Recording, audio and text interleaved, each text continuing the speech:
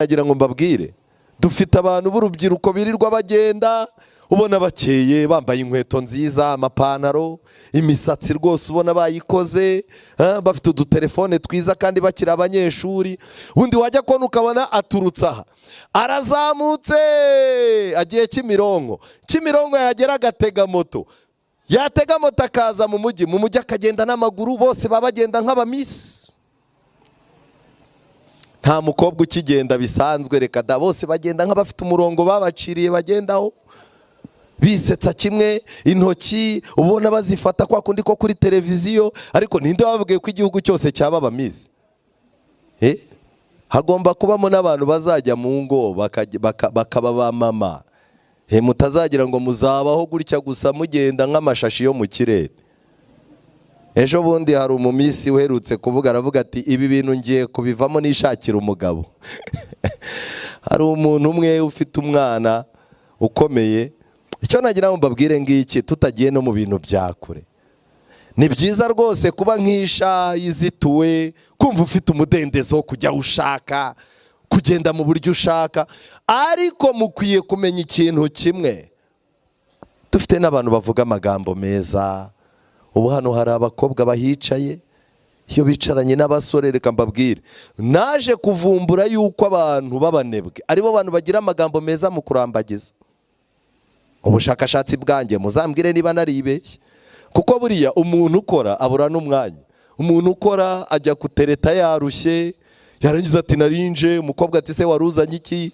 Ati niriwe nkora, ariko ntugire ngo narinje kubwira ko gahunda igihari, mfite gahunda irafatika.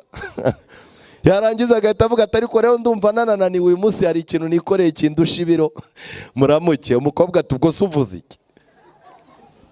Ariko abasore b'abanebwe baratereta, we baba bafite amagambo meza. Mu gitondo mwaramutse mute?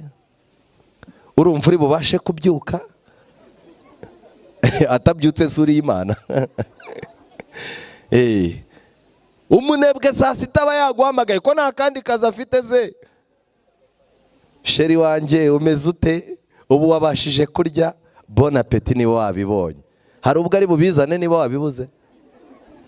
Abanebwe babona umwanya wo kuryama, abanebwe basa neza. Iyo uhuye n'umunebwe ugira ngo yisize puderi. Ariko ikintu cyanteye ubwoba, abanebwe basaza nabi. Kubitana n'umuntu wari umunebwe utaritoje gukora, ugasanga yaracuye. Kubera iki?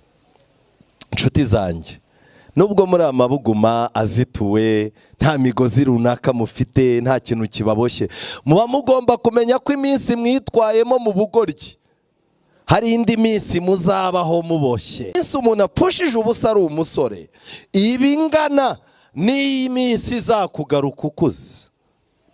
Ndashaka kuvuga ngo mu buzima nushyiramo imiyaga imyaka 20, uzamenye yuko guturuka ku myaka 40 kugeza kuri 60 isi nayo izagujugunyamo imiyaga.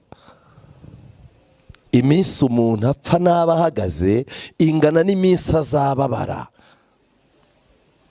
Yakobo yasabaga abana be guhindura ubuzima bwabo.